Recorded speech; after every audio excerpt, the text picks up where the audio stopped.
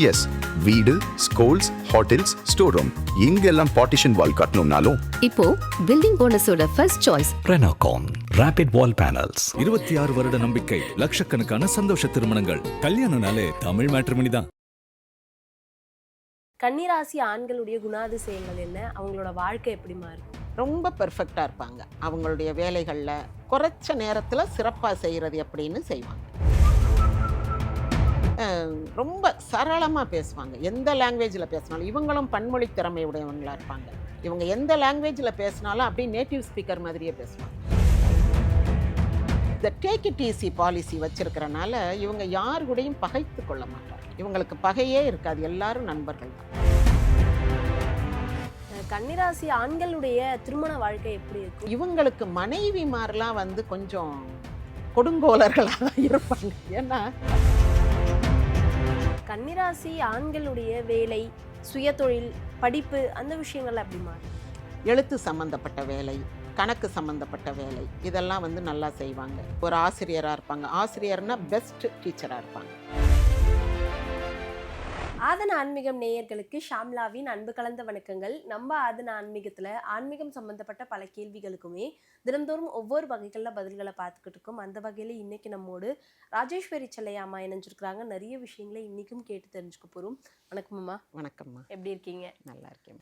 தொடர்ந்து பல விஷயங்களை பேசிக்கிட்டு இருக்கோம். சிம்மம் கடைசியாக பேசியிருந்தோம். இப்போ கன்னிராசி ஆண்களுடைய குணாதிசயங்கள் என்ன, அவங்களோட வாழ்க்கை எப்படிமா இருக்கும்? நல்லா இருக்கும், சிறப்பாக இருக்கும்.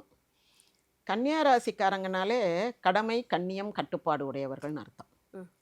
ரொம்ப பெர்ஃபெக்டாக இருப்பாங்க. அவங்களுடைய வேலைகளில் ரொம்ப அதாவது குறைச்ச நேரத்தில் சிறப்பாக செய்கிறது எப்படின்னு செய்வாங்க.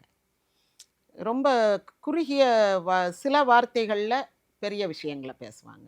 சுருங்க சொல்லி விளங்க வைத்தல்ன்றோம்ல அந்த மாதிரி.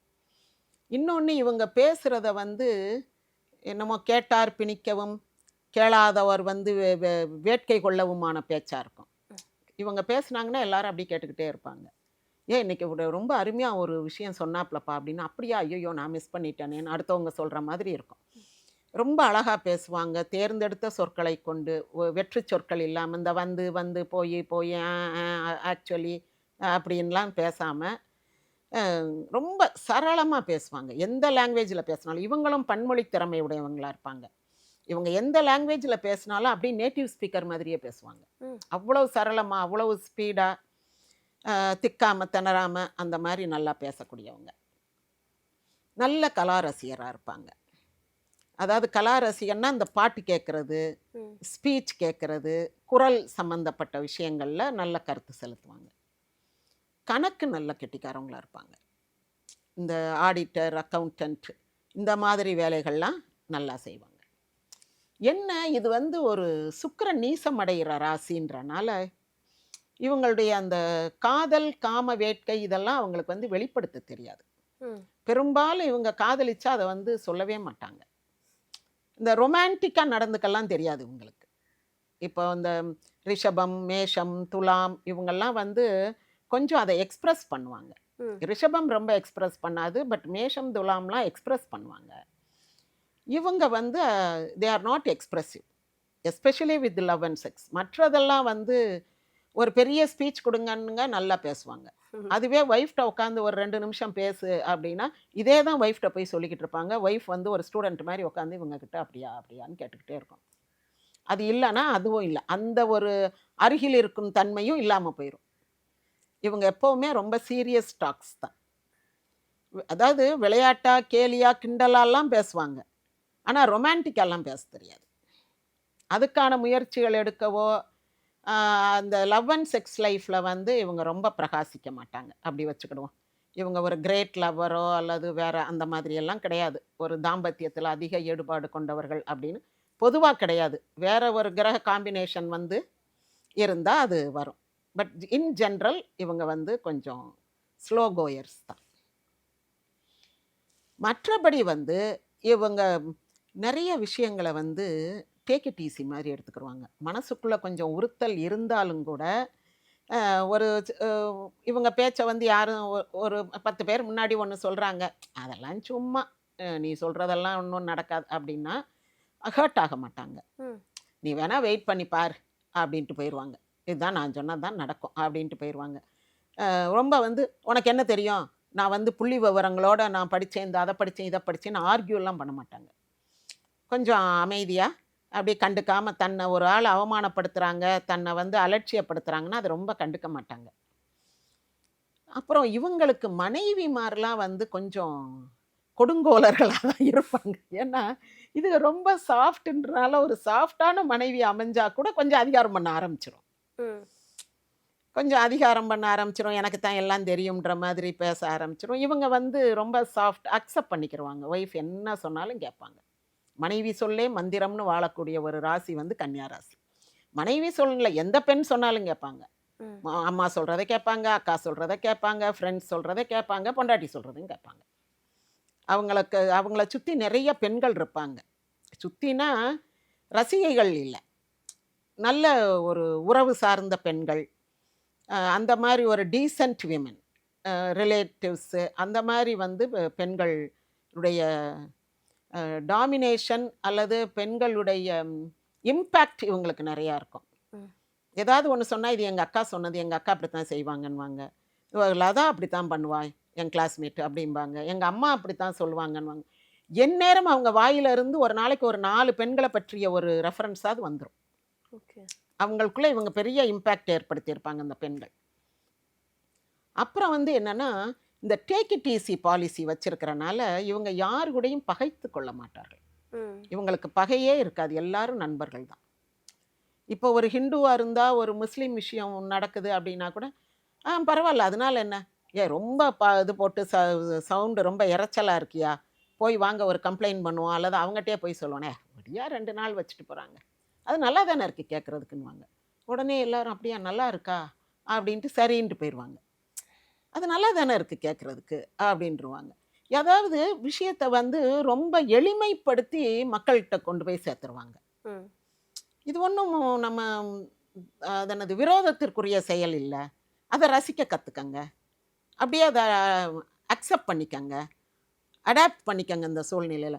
இந்த மாதிரியான விஷயங்களை சொல்லி எல்லாரையும் வந்து இவங்க கருத்துக்குள்ளே கொண்டு வந்துடுவாங்க. இவங்க வந்து நான் ஒரு அந்த இந்த ஊர் பாசம், மொழி பாசம், தண்ணி பாசம் அப்படின்லாம் சொல்கிறோம்ல, அந்த மாதிரியெல்லாம் இவங்க வந்து ரொம்ப தன்னை ஒரு குறுகின வட்டத்துக்குள்ளே வைக்க மாட்டாங்க.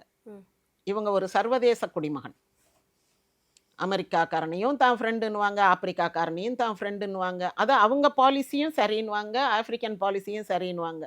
இஸ்ரேலியன் பாலிசி, ஈரான் பாலிசி ரெண்டும் நம்ம என்னென்ன வகையில் ஏற்றுக்கொள்ள முடியுமோ அதை ஏற்றுக்கொள்ளலாம் அப்படின்னு நிறைய வாசிப்பாங்க.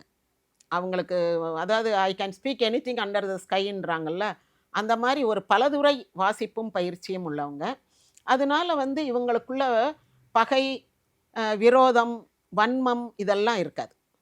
எந்த ஒரு மொழியைச் சேர்ந்தவர்கள், இனத்தைச் சேர்ந்தவர்கள், மதத்தைச் சேர்ந்தவர்கள் எல்லாருமே இவங்களை பொறுத்தளவுக்கு நண்பர்கள் தான், வேண்டப்பட்டவர்கள் தான்.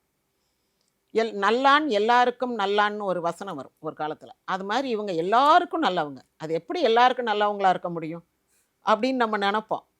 இவங்க எல்லாத்துலேயும் இருக்கக்கூடிய பெஸ்ட் திங்ஸ் அதை மட்டுமே கான்சென்ட்ரேட் பண்ணுவாங்க, போர்ட்ரே பண்ணுவாங்க, அடுத்தவங்க கிட்ட பேசுவாங்க. கெட்ட விஷயங்கள் அல்லது நெகட்டிவான விஷயங்களை வந்து திரும்ப திரும்ப சொல்லி அதை பெருசாக்கி அதை வந்து பூதாகரமாக்கி ஈர பேனாக்கி பேனை பெருமாளாக்கி சண்டை இழுத்து விடுற வேலையே கன்னியா ராசிக்காரங்கிட்ட இருக்காது. எல்லாரையும் நட்புணர்வோடு கூட்டி அட்ஜஸ்ட் பண்ணி, சரி அவன் அப்படித்தான் அப்படின்ட்டு அவனை கூட்டு போய் தனியாக பேசி கன்வின்ஸ் பண்ணி, நீ இங்கே இரு, நீ அங்கே வராத, நீ வந்தாலே சண்டை வருது, நீ பேசாமல் இங்கே இரு, நான் அவங்களெல்லாம் சமாதானப்படுத்தி ஒரு வண்டியில் ஏற்றிட்டு அப்புறம் நீ வா, நீ நானும் மட்டும் போவோம், அவங்கெல்லாம் காரில் போட்டோம், நம்ம பைக்கில் போவோம் அப்படின்னு அந்த பிரச்சனைக்காக தான் காரில் போகிறத கூட வேண்டான்னு சொல்லிட்டு பைக்கில் வெயிலில் போவாங்க இந்த ஃப்ரெண்டை ஏற்றிக்கிட்டு. அந்த மாதிரி இவன் சண்டைக்காரன், அவனை விட்டுட்டு நம்மலாம் போவோம்டா அப்படின்னு சொல்ல மாட்டாங்க, நினைக்க மாட்டாங்க. எல்லாரும் வேணும்னு நினைக்கக்கூடிய ஒரு நல்ல பண்பாளர்கள், மனித நேயம் மிக்கவர்கள், கடமை உணர்ச்சி உடையவர்கள். அவங்க வேலையை நேரங்காலம் பார்க்காம செய்து முடிப்பாங்க. ரொம்ப கண்ணியமானவங்க. ஒரு நாள் அவங்க வாயிலிருந்து ஒரு தூஷணமான வார்த்தையே வராது. ஒரு வசைமொழி அல்லது ஒரு சாபம் கொடுக்கறது அல்லது ஒரு கெட்ட வார்த்தை பேசுறது இதெல்லாம் இவங்க வாயிலிருந்து வராது. பெரும்பாலும் 100க்கு 99 பேர் இப்படி தான் இருப்பாங்க. 1% வேணால் கொஞ்சம் விதிவிலக்குகள் எல்லா இடத்துலையும் உண்டு தானே, அப்படி இருக்கும். கன்னிராசி ஆண்களுடைய திருமண வாழ்க்கை எப்படி இருக்கும்? நல்லா எந்த இருக்கும். ராசிக்காரர் பெண்களை திருமணம் பண்ணக்கூடாது? கூடாதுன்னு ஒன்றும் சொல்ல முடியாது. எந்த கழுதையை கட்டி வச்சாலும் அட்ஜஸ்ட் பண்ணிட்டு போயிடுவாங்க. ஓ. எப்பேற்பட்ட ராட்சசியை கொண்டு வந்து இவ அடங்கவே மாட்டா அப்படின்னு அம்மா அப்பா ஐயோ இந்த பிள்ளை எங்கிட்டாவது தொலைச்சி விட்டா நல்லதுன்ட்டு இந்த ஒரு கன்னியா ராசிக்காரனை கட்டி வச்சுட்டா அதை அவர் சரிப்படுத்தி நல்ல மனைவியாக்கி கொண்டு வந்துடுவார். ஒன்று அதுக்கு இவர் கட்டுப்பட்டு போவார், அடக்கிப்பார் அல்லது அடங்கி போன மாதிரி இவர் சொல்லி பார்ப்பாரு, இப்படி இப்படிதாம்மா வாழணும், இப்படித்தான் வாழணும். ஆனால் இவங்க வந்து எப்படியும் வாழலாம்னு நினைக்கிற ஆள் கிடையாது. இப்படித்தான் வாழணும்னு ஒரு நியதிப்படி வாழணும்னு நினைக்கிறவங்க, அறம் சார்ந்த பேர் வழிகள் இவங்க. அப்போது மனைவிட்ட சொல்லுவாங்க, இல்லை அது வந்து ரொம்ப நகை ஆசை, துணிமணிக்கு ஆசைப்படுறதா இருக்குன்னு வச்சுக்கோங்களேன், சரி எப்படியோ போ அப்படின்ட்டு அதுக்காக அதை வெறுத்து ஒதுக்க மாட்டாங்க. அதுக்குரிய ஒரு மேஜர் ஷேரை கொடுத்துருவாங்க. இந்த மாதிரி இவ்வளோ காசு, எனக்கு இவ்வளோ சம்பளம், ஒரு 40,000 சம்பளம், உன் கையில் 30,000 கொடுத்துட்றேன், நீ என்ன வேணாலும் பண்ணிக்கோ. இந்த 10,000 நம்ம 2 பேருக்கும் கடைசி காலத்துக்கு நான் போட்டு வைக்கிறேன். இந்த ஆசையெல்லாம் குறைஞ்சு உனக்கு நோய் நொடின்னு வருதுன்னு வச்சுக்கோ, அப்போ வந்து உனக்கு பார்க்குறதுக்கு வேணும்ல, அதை மட்டும் நீ கேட்கக்கூடாது. போதுமா, உனக்கு 30,000 கொடுத்துட்றேன் போதுமா அப்படின்ட்டு மேஜர் ஷேரை அதுகிட்ட கொடுத்துருவாங்க. கொடுத்துட்டு அதையும் கடைசி காலத்தில் வச்சு அந்த மனைவியை காப்பாற்றுறதுக்கு வேண்டிய விஷயங்களையும் செய்து வைப்பாங்க. அப்போ யாரை கட்டி வச்சாலும் கன்னியா ராசிக்காரங்க வந்து வசியப்படுத்திடுவாங்க. அந்த கன்னியா ராசிக்கு வந்து ஒரு வசியம் உண்டு. பெண்களை வந்து எப்பேற்பட்ட பெண்ணாக இருந்தாலும், அவ்வளோ பெரிய யானைக்கு ஒரு அங்குசம் தானே அப்படின்னு ஒரு படத்துலவே சொன்ன மாதிரி, ஒரு ஆள் சொன்ன மாதிரி, இவங்க எப்பேற்பட்ட அடங்காப்பிடாரியா ராட்சசியாக இருந்தாலும் கன்னியா ராசி ஆண்கிட்ட வந்து கட்டுப்பட்டுருவாங்க. அதனால இவங்களுடைய திருமண வாழ்க்கை, ஆனால் பொதுவாக கன்னியா ராசி ஆண்களுக்கு அவங்க ஆசைப்பட்ட மாதிரி திருமண வாழ்க்கை அமையாது.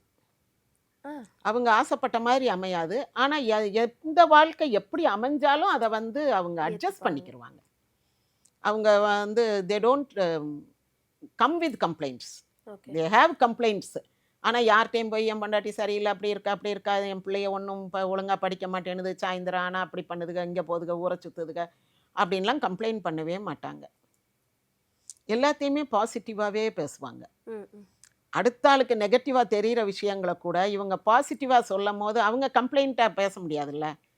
என்னடா ஊரை சுற்றுது உன் பிள்ளை, என்னமோ என் பிள்ளை அங்கே போகுது, இந்த கோர்ஸ் படிக்குது, அந்த கோர்ஸ் படிக்குதுன்ற, அதெல்லாம் இப்போ முக்கியமாக? இப்போ 10th +1 +2 பாடத்தை படிக்க சொல்வியா? இப்போ போய் கராத்தேயும் டென்னிக்காயிட்டும் படிச்சுக்கிட்டு இருக்கேன் அப்படி. அவனுக்கு எது இஷ்டமோ அது படிக்கட்டும், அதில் அவன் நல்ல பெரிய ஆளாக வரட்டும், அதுக்கு என்னென்ன கோர்ஸ் என்னென்ன காலேஜ் சேர்க்கணும்னு தான் இப்போ நான் பார்த்துக்கிட்டு இருக்கேன் அப்படிம்பாங்க. அந்த பிள்ளைகளுக்கும் இடம் கொடுப்பாங்க, அவங்களுடைய விருப்பத்திற்கேற்ப, மனைவியின் விருப்பத்திற்கேற்ப அவங்களுக்கு எல்லாத்துக்கும் தே ஹேவ் அப்படியே என்னது ஒரு பரந்துபட்ட மனசு. அதான் சொன்னேன்ல, யாதும் ஊரே யாவரும் கேளிர்ன மாதிரி அவங்களுக்கு ரொம்ப பரந்துபட்ட மனசு. ஒரு சிம்மராசி மாதிரி ஒரு கட்டுப்பாட்டுக்குள்ளே வைக்க மாட்டாங்க. உனக்கு விருப்பமானதை நீ செய்ய, உனக்கு விருப்பமானதை நீ செய்ய, எல்லாத்துக்கும் நான் இடம் கொடுக்குறேன் அப்படின்ற மாதிரி அப்படி ஒரு பெரிய மனசு எல்லாத்தையும் அவங்க. ஆனால் அவங்க பிள்ளைகள்லாம் நல்லா தான் வளருவாங்க. கொஞ்சம் சோம்பேறிகளாக இருக்குங்க. இந்த அப்பாவே எல்லாம் செய்து செய்து செய்து அப்பாவுடைய அந்த மோட்டிவேஷன், அப்பா வந்து ரொம்ப கண்டிக்காமல், அதாவது செய்யாதன்னு சொல்ல மாட்டாங்க, கண்டிப்பாக தான் பிள்ளைகளை வளர்ப்பாங்க. இதை செய்யாத, அதை செய்ய, நீ டாக்டருக்கு படிக்கணும், நீ நீட் படிக்கணும், நீ இன்ஜினியர் படிக்கணும் அப்படின்னு அந்த தன்னுடைய ஆசைகளை திணிக்க மாட்டாங்க. ரொம்ப உலகத்தில் எல்லாரும் ஒன்றை படிச்சுக்கிட்டு இருந்தால் இவங்க பிள்ளைங்க மட்டும் இன்னொன்று படிச்சுக்கிட்டு இருக்கும். அவங்க பிள்ளைகளை கொஞ்சம் டிஃப்ரெண்ட்டாக தான் வளர்ப்பாங்க. பிள்ளைகளுக்கு நிறைய ஸ்பேஸ் கொடுப்பாங்க, நிறைய டைம் கொடுப்பாங்க. தூங்குறியா, தூங்கு, 8 மணிக்கு எந்திரி அப்படின்ட்டுருவாங்க. அதனால இவங்க பிள்ளைய கொஞ்சம் சோம்பேறியாக கூட இருக்கும், ஆனால் நல்லா வருங்க. வளர்ந்து வரும்போது பிள்ளைகள் வந்து ரொம்ப சிறப்பாக வருவாங்க. ஆனால் அதை வளர்க்கும் போது எல்லாருடைய விமர்சனமும் இவங்க மேலே இருக்கும். என்ன இந்த பிள்ளைகளை போய் அவன் இதை படிக்க வைக்காமல் அதை படிக்க வைக்கிறான் அப்படின்னு. அது ஒரு பெரிய ஆர்டிஸ்டாக வரும், ஒரு மியூசிஷியனாக வரும், எங்கேயாவது ஃபாரின் போகும். என்னவோ அந்த பிள்ளைகளுடைய வாழ்க்கை வந்து ஒரு வித்தியாசமாக இருக்கும், ஆனால் சிறப்பாக இருக்கும். கன்னிராசி ஆண்களுடைய வேலை, சுயதொழில், படிப்பு, அந்த விஷயங்கள் அப்படிமா இருக்கும்? இவங்க வந்து எழுத்து சம்மந்தப்பட்ட வேலை, கணக்கு சம்மந்தப்பட்ட வேலை, இதெல்லாம் வந்து நல்லா செய்வாங்க. அதாவது ஒரு ஆசிரியராக இருப்பாங்க, ஆசிரியர்னா பெஸ்ட் டீச்சராக இருப்பாங்க, அல்லது ஒரு பிரசங்கி, ஒரு நட்சத்திர பேச்சாளர். வெளியே வந்து மேடையில் ஏறி பேசும்போது ஒரு எல்லாரும் அப்படி வியந்து பார்க்குற ஆளாக இருப்பாங்க. வீட்டுக்குள்ளே போன பிறகு அவங்களுக்கு அவ்வளோ பெரிய ஒரு வரவேற்பு இருக்காது. இன்றைக்கி எவ்வளோ கிடச்சிது அப்படின்னு தான் வீட்டில் கேட்பாங்க. அவன் தான் 10,000 ரூபா தானே கொடுப்பேன், அவனுக்கு எதுக்கு பேச போனீங்க அப்படின்வாங்க. இன்றைக்கி நல்லா இருந்துச்சுமா, நல்லா பேசினேன், ரொம்ப நல்ல அப்ளாஸ் அப்படின்னு சொன்னால் அவன் காசே கொடுக்க மாட்டானே, அவனுக்கு எதுக்கு போய் பேச போனீங்க அப்படின்பாங்க. அதாவது இவங்களுடைய பெர்ஃபார்மன்ஸை பற்றியே அந்த ஒய்ஃப் கவலைப்பட மாட்டாங்க.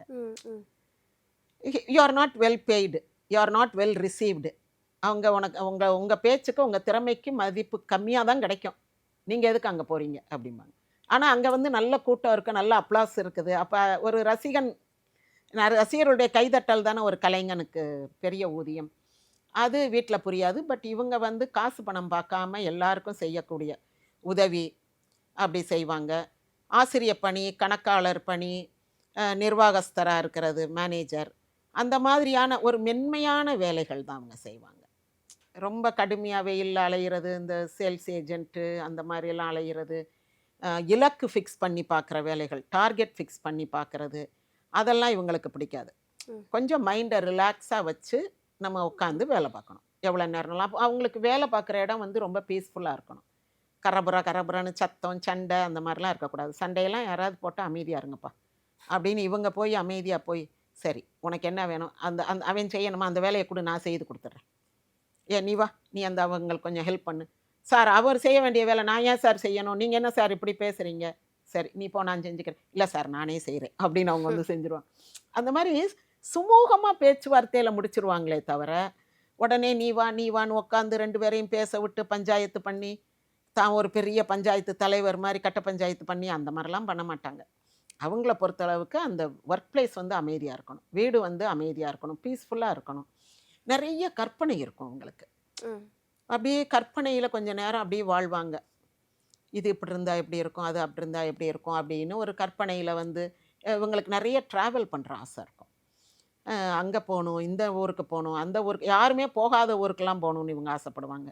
அந்த அட்லஸ்லேயோ அல்லது ஃபோன்லேயோ அந்த இடத்த எடுத்து பார்க்குறது, அதை பற்றிய இமேஜஸ், அதை பற்றிய அந்த ஊர்களை பற்றிய விஷயங்கள், அதெல்லாம் படித்து அங்கே ஊருக்கு போன மாதிரி ஒரு மன திருப்தி இவங்களுக்கு கிடச்சிரும். அப்படி வித்தியாசமான இடங்களுக்கெல்லாம் போகணும் வரணுன்ற ஆசை இருக்கும். எப்போவாது ரேராக 2-3 ஃப்ரெண்ட்ஸ் கிடச்சா போவாங்க. ஆனால் அதை ரெகுலராக வருஷத்துக்கு ஒரு ட்ரிப்பு போகிறது, ஃபேமிலியோடு இங்கே போகிறோம், நாங்கள் ஃப்ரெண்ட்ஸோடு அங்கே போகிறோம், இங்கே போய் தண்ணி அடிக்கிறோம், அங்கே போய் இது பண்ணுறோம் அது பண்ணுறோம், அப்படியெல்லாம் ஒரு சொஃபிஸ்டிகேட்டட் பிளான்லாம் வச்சுருக்க மாட்டாங்க. இவங்க தனியாக போகலாம், இல்லை 2 ஃப்ரெண்ட்ஸோடு போகலாம். கொஞ்சம் ட்ராவல் விரும்புவாங்க. நிறைய மனிதர்களை சந்திக்கணும், நிறைய உணவு சாப்பிடணும், நிறைய கலைகளை கண்டு ரசிக்கணும், மலை நதி அந்த மாதிரி இதை பார்க்கணும். இன்னொன்று, இந்த பெரிய பெரிய கட்டடங்களை பார்க்குறத விட அந்த ஊருடைய வில்லேஜஸ்க்கு போய் பார்க்கணும், அந்த ஊர் ஃபேக்ட்ரியில் இருக்கக்கூடிய ஒர்க்கர்ஸை போய் சந்திக்கணும். இந்த மாதிரி இவங்க வந்து மனித நேயம் சார்ந்த விஷயங்களில் ஆர்வம் காட்டுவாங்க. இந்த பில்டிங்ஸு, இந்த பணம் சொகுசு அப்படியெல்லாம் நினைக்காம ஒரு வாரத்துக்கு ஒரு நாள் வந்து பக்கத்தில் இருக்கிற ஒரு ஸ்லம்முக்கோ எதுக்கோ போய் ஒரு தொண்டு செய்தல், அல்லது ஒரு ஹோமுக்கு போய் கொஞ்சம் நேரம் அவங்களோட ஸ்பெண்ட் பண்ணிட்டு வர்றது, பிள்ளைகளை கூட்டிகிட்டு போகிறது, கூட்டு போய் ஒரு அனாத ஆசிரமத்தில் அந்த பிள்ளைங்களோட விளையாடுவோம், ட்ரெஸ் எல்லாம் கொண்டு வந்து இவங்களுக்கு கொடு, கலர் பென்சில்ஸ்லாம் கொஞ்சம் தேஞ்சு போச்சு, கொஞ்சம் குறைஞ்சிருச்சுன்னா இவங்களுக்கு கொண்டு வந்து கொடு அப்படின்னு பிள்ளைங்களை மோட்டிவேட் பண்ணி அங்கே கூட்டிகிட்டு போகிறது. அந்த மாதிரி ஒரு மனித நேயம் சார்ந்த ஒரு சிறந்த மனிதன் கன்னியாராசிக்காரங்க. மனித சமுதாயத்தை நேசிக்கக்கூடிய ஒரு சர்வதேச நேசன். அவங்கள பொறுத்தளவுக்கு எல்லாருமே தனக்கு சமமான மதிப்பும் அறிவும் உடைய மனிதர்கள். யாரையும் அவங்க குறைச்சே மதிப்பிட மாட்டாங்க. அது ஒரு வித்தியாசமான ராசி. கண்டிப்பாக கன்னிராசி ஆண்களை பற்றி நிறைய விஷயங்களை சொல்லியிருந்தீங்க. அடுத்தடுத்தும் நிறைய விஷயங்கள் பேசலாம். நன்றிம்மா. நன்றி.